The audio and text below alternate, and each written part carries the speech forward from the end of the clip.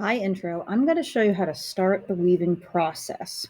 Especially if you're at home, this can be very helpful. So I already have my little kind of array here with my odd numbered spokes. So I've got 15 spokes here, and I've already made my plarn. So if you haven't made your plastic yarn yet, make sure you watch that video so you know how to make all this.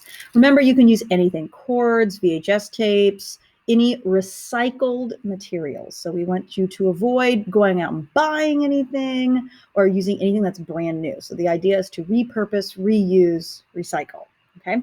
So the best way to start is honestly take this, and we want to first kind of bend all these up because we want the brown on the outside. Now, some people take like a rubber band and try to weave it this way, which is okay. But sometimes it's just easier to kind of work upside down in that starting process. So you work with what direction makes sense for you. If you are starting with the plarn or the plastic yarn, honestly, the easiest thing to do is just to take one of the loops and loop it over one of your warp pieces. If you're starting with something that doesn't have a loop, you can tie a loop and then loop it through. Or if you want to just take like a piece of tape or a piece of a little dot of glue just to secure it, you can do that. Now I'm going to flip this over because that's really busy to look at. So you can see here I have it just kind of looped on my starter spoke. And there are lots of different weaves that you can do for your weaving. And I'm going to show you a few of those. So you should have this handout. I'll have this tabbed on Canvas as well. The most basic is this tabby weaving. And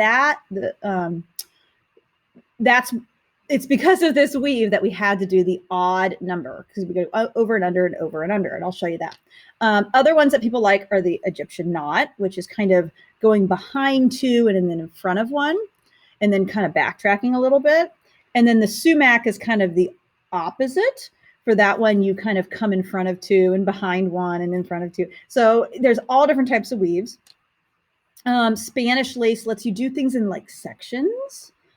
Interlocking allows you to do like one color on one side and another color on the other, where you don't have a gap. And then if you do this kind of slit variation, you could leave an opening. So remember, this doesn't necessarily have to be a functional basket. You are allowed to make it more sculptural based on your design ideas. So most people are going to incorporate the tabby weave to start. I think that's the best way, just to get a base. But then if you want to go in and explore other variations of weaving, you can do that. So I'm going to take it back to my screen here.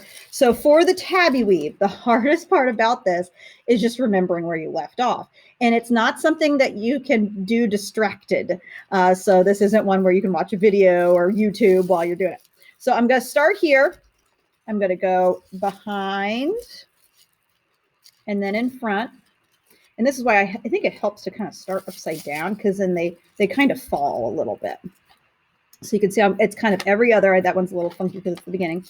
And I'm going to come behind and then in front. And behind. So you do kind of get into a rhythm. And once you find your rhythm, it starts to go pretty fast. So now I'm back kind of at the beginning. All right. So you can see my pattern there. And you see kind of the every other. And then if I just stay with the tabby weaving, it should alternate. So if before it was behind, like right here, now it'll be in front. Behind, now it was in front, now it's behind. So hopefully you can see that alternating back and forth of my basket.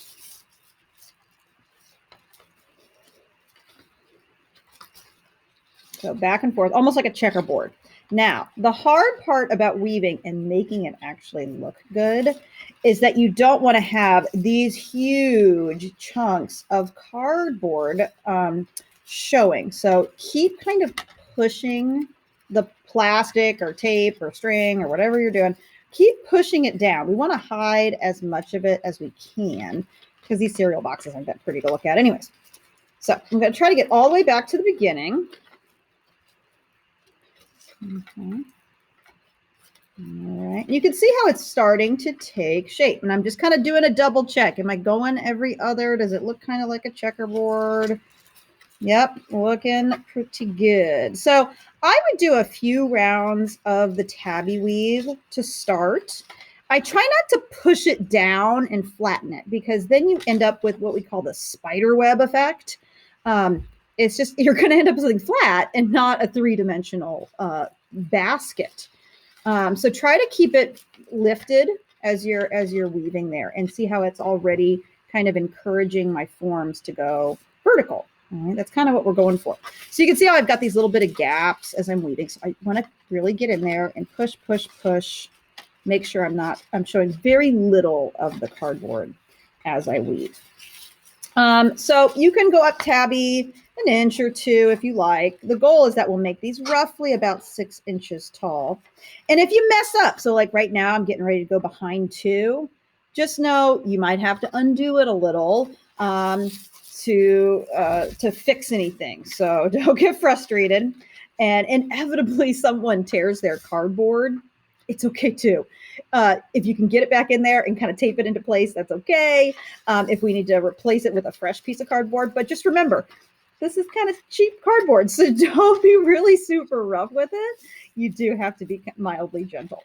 Now, to change colors, you could always cut your plarn and tie something to the end of this. Or if you're like, nope, I'm done with this material, just make sure you kind of end it. So either loop it back around and tie a knot, or you can glue it or tape it into place. So glue is probably going to be a bit more secure than tape, but if all you have is tape, then that's what you should use. Now, if you want to try some of the fancier weaves, so we have, I'll kind of go back to my screen for a second here. So if you notice with the Egyptian knot, it goes behind 2 and then in front of 1. So what I would do, I'll come back to my screen, and I always trip up on that. So actually where before I was behind 2, and then I'm going to loop around 1 of them. Okay. And since it's starting right there behind the next 2, so you can see hopefully that it's behind 2 there, and then I loop it around in front of another one. Okay, so behind 2, so I have it behind these 2 spokes right here, and then I loop it in front of that one. And I keep going around and around and around. I think that I like that type of stitch because it helps kind of solidify it and really get the color in nice and tight depending on your material. So that one there was the Egyptian knot, so behind 2 and front 1. The sumac is just the opposite, so it's going the other way. So with the sumac, I'm going to kind of go in front of 2. So see, I've got 2 pieces there that I'm going in front of, and then I'm going to loop it behind 1. All right, so it's kind of the opposite there. Now this one does tend to get a little crazier with the amount of plarn you're going through, but they can turn out really cool effects. So I've got it in front of 2, behind 1. Okay, in front of 2, behind 1. And then I just keep going. So in front of 2, behind 1.